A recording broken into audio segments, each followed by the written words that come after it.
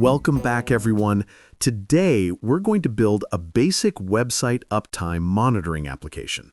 This might turn into a two-part series depending on how much engagement this video gets, so don't forget to like, comment, and share your thoughts if you'd like to see more. Quick reminder, you can support the channel and become a member for as little as $1 per month by hitting that join button below this video. Members get access to the full project, the code, and even a sample database with a few test records. And before we dive in, big thank you to Kujak, Jarmo Nurmela, and Gold Tech Solutions for becoming members this week. Your support really means a lot and helps keep these tutorials coming. All right, let's get into the project. Here's a look at the database structure. Websites stores all the website URLs we want to monitor. Monitoring is a child table that stores the results for each check. Intervals contains different time intervals and connects to the websites table through a drop-down field. Pretty straightforward setup. But before I show you the app in action, I want to give credit where it's due. A huge thanks to Sergey Kornilov, the host of our Dev Club. If you're not part of Dev Club yet, you're honestly missing out. Think about it. When else do you get the chance to ask the creator of PHP Runner and ASP Runner any question and actually get an answer? Definitely something worth joining. Now, let's test this out. I'll go ahead and save, build, and run the project in my browser. When logging in, you'll notice the email and password fields. Just a quick note here, in real-world projects, passwords should always be encrypted. For this demo, I've kept them plain text to keep things simple. Once signed in, I head over to the websites section.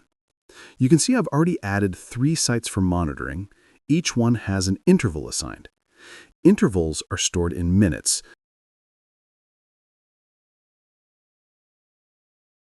So an hour is 60, and once a day is 1440. On the Add Website page, the interval field is a dropdown. That dropdown pulls its values directly from the intervals table. Let's take a look at how that's set up.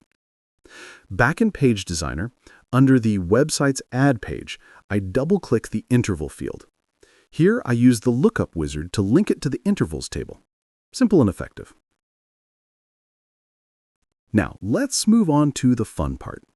Head over to the Style Editor, click on Custom Files, and add a new file. I called mine cron.php. Yes, you guessed it, we're going to create a cron job that runs every minute. Quick note, scheduling cron jobs on your PC or server is outside the scope of this video, but I'll show you the file that the cron job will execute. Here's the code for our cron script.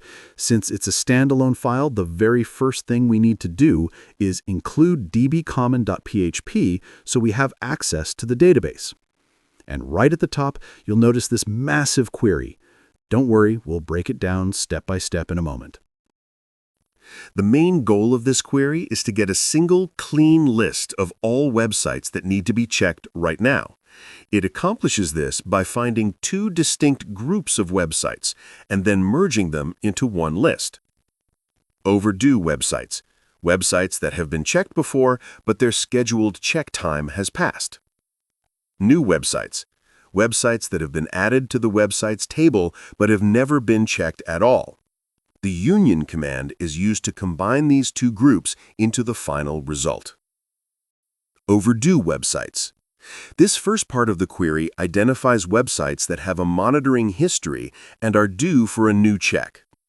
Let's go through it line by line. The subquery, the inner select. Purpose, to find the absolute latest check-in time for each unique website in your monitoring log. Group by website ID. This groups all rows in the monitoring table by the website ID. Imagine it creating a small pile of records for each website. Max updated. For each of those piles, it finds the most recent or maximum timestamp from the updated column. As last updated, it gives this maximum timestamp a temporary, convenient name as last updated. Think of this subquery as generating a temporary virtual table, which we call M in the next step. The main query, the outer select. Select w.id.url from websites, W. This selects the ID and URL from your main websites table. We give the websites table a short alias, W, for convenience. Join M on m.websiteid equals w.id. This connects our websites table W with the virtual last check table M we just created. The on condition links them where the website IDs match. After this join, we can access columns from both tables for each website. Where date add m.lastupdated interval w.interval minute smaller than now. This is the magic filter. W.interval, it assumes you have an interval column in your website's table that stores how many minutes to wait between checks. Date add, this function calculates the next scheduled check time. It takes the last updated time and adds the website's specific interval to it. Smaller than now, it compares that future scheduled time with the current server time. If the scheduled time is in the past, it means the check is overdue, and the website is included in the results. In summary, Part 1 finds all websites where last check time plus interval smaller than current time. The union command. Purpose. This is a simple but powerful command. It takes the results from the first select statement and combines them with the results from the second select statement. Key feature. Union automatically removes any duplicate rows, ensuring you get a clean, unique list of website IDs. The second part of the query is simpler. Its only job is to find websites that have no monitoring history at all. The subquery. Purpose, to get a list of every single website ID that exists in the monitoring table. This effectively lists all websites that have been monitored at least once. The main query.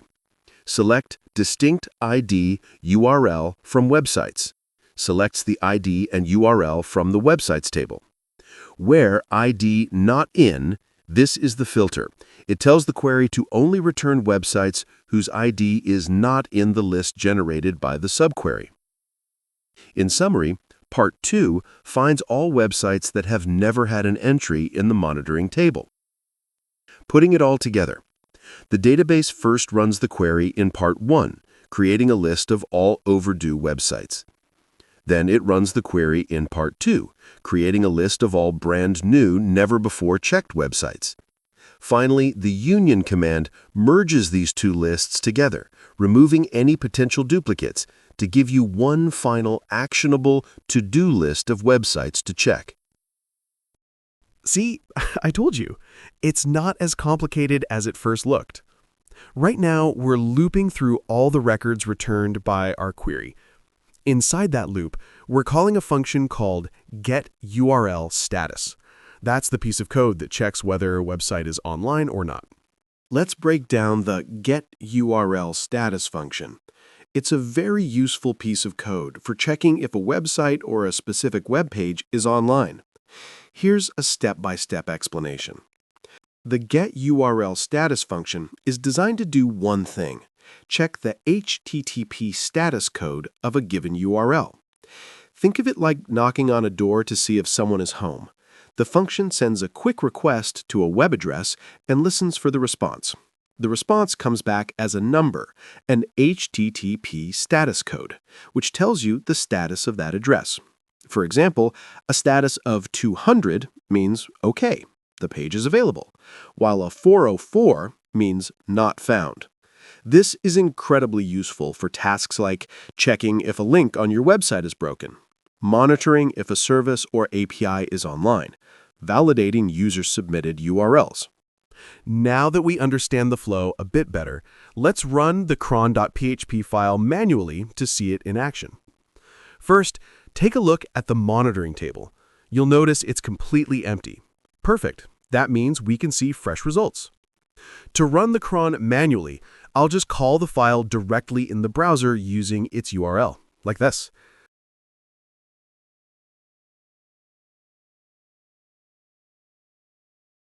And here we go. Notice what happened.